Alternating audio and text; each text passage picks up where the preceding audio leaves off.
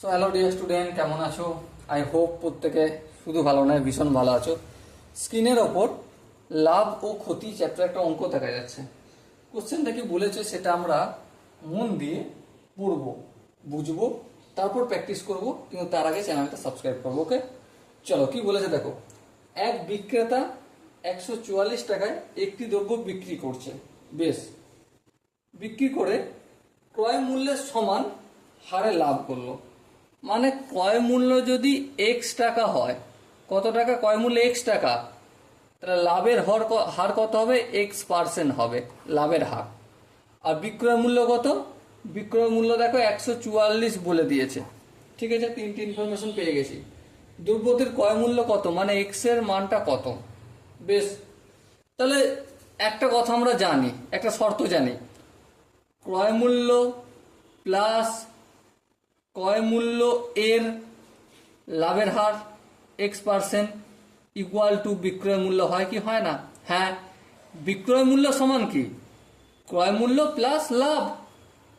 হ্যাঁ ঠিক, ক্রয় মূল্য মানে বিক্রয় মূল্য মানে ক্রয় মূল্য কত ধরেছি? X ধরেছি, আর লাভ কত ধরেছি? X%। কার উপর X%? ক্রয় মূল্য এর উপর X%, সেটাই করেছি। তাহলে কি পেলাম আমি? X plus X into X% মানে X/100 করবো, ইকুয়াল টু 144। সো দেখো, এবারে আমি একটা কাজ করি। X থাকলো, X এর সঙ্গে X গুণ হয়ে গেলে X²/100 ইকুয়াল টু 144। এবারে ভগ্নাংশের যোগ বিয়োগ করবো, 100 লসাগু, 100 কে X দিয়ে গুণ করলে 100X প্লাস 100 কে 100 দিয়ে ভাগ করলে 1 কে X² দিয়ে গুণ করলে X² ইকুয়াল টু 144। সো দেখো, এদিকে 100X থাকলো, এদিকে X² থাকলো, এদিকে 144 এর সঙ্গে 100 গুণ করলে 144 আর তারপর দুটো শূন্য। এবার দেখো, এইটাকে আমি একটু সাজিয়ে লিখে নেবো কিরকম? X² প্লাস 100X, আর এটাকে প্লাস আছে সমান এদিকে আনলে মাইনাস 144, তারপর দুটো শূন্য, তারপর ইকুয়াল টু 0 করে দিলাম। ওকে, এবার আমরা মিডল টার্ম ফ্যাক্টর জানি? হ্যাঁ জানি। সো যদি জানি তাহলে ফটাফট কাজ করবো। X² 100X টাকে এমন ভাবে ভাঙবো, এখানে যোগ বিয়োগ করে যে এটাই যেন হয়, আর কি সেই দুটো সংখ্যার গুণ করলে যেনই 14,400 হয়। তাহলে দেখো, আমি এটাকে যদি প্লাস 180X মাইনাস 80X করি, এক প্লাস 100X হবে কি? হ্যাঁ হবে। এবারে এই দুটোকে গুণ করে দেখো, শুধু ডিজিটগুলো 180 সঙ্গে 80 গুণ করে দেখো কত পাবো? 14,400 পাবো। এবার দেখো, এই দুটো থেকে X কমন নেবো, তাহলে এখানে X থাকবে আর এখানে 180 থাকবে।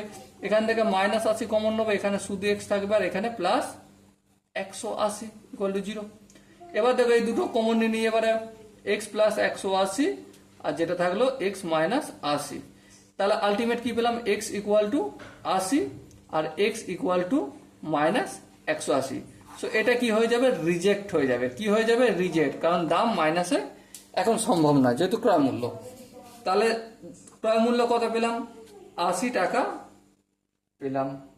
ওকে, so my dear Watson, I hope এই কোশ্চেনের প্রতিটা স্টেপ বোঝা গেছে। যদি কোনো জায়গায় ডাউট থাকে, কনফিউশন থাকে, তার জন্য কমেন্ট বক্স খোলা রইল। ওকে, সো দেখা হচ্ছে পরবর্তী সেশনে। ততক্ষণ পর্যন্ত ভালো থেকো, সুস্থ থেকো এবং জয় হিন্দ।